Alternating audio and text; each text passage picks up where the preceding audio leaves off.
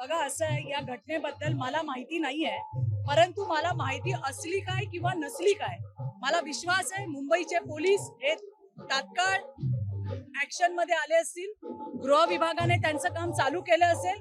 हे जे कोण होते, हे पुरवणारे कोण होते, ते आलं कसं, याची पूर्णपणे चौकशी करून यामध्ये जेही कोणी आरोपी असतील त्यांच्यावरती कारवाई केली जाईल, हा मला विश्वास आहे.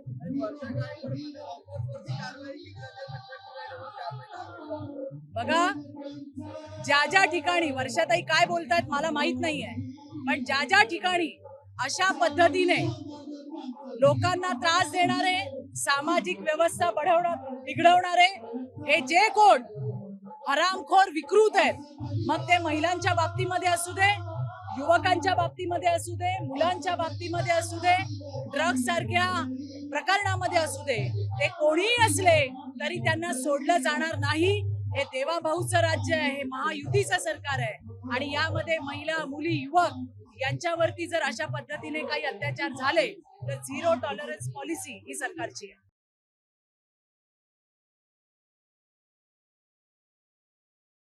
हे तुम्हाला कुठे दिसले मला माहित नाही.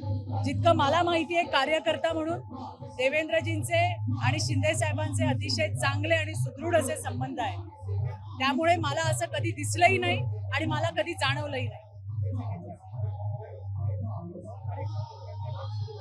ते त्यांचं उत्तर ते काय म्हणतायत त्यांची लोक देतील, मला माहित नाहीये, परंतु मुख्यमंत्र्यांचं सगळीकडे लक्ष आहे आणि त्यामुळे चांगलं आणि दर्जेदार काम हे राज्यामध्ये होताना दिसतंय. नाशिकच्या त्र्यंबकेश्वर मंदिरामध्ये प्रायव्हेट दर्शन म्हणजे 3000 रुपये घेऊन लाईन मध्ये उभं राहता प्रायव्हेट दर्शन करण्याचा रॅकेट समोर आला आहे.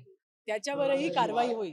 या सगळ्या बातम्या मला तुमच्या माध्यमातून कळाल्या, पण मी तुम्हाला हेच सांगते, मला माहिती असणं किंवा नसणं हा नंतरचा भाग आहे, परंतु जिथे जिथे असे प्रकार होतात त्या सगळ्यांवरती कारवाई होणार. धन्यवाद. जय भीम.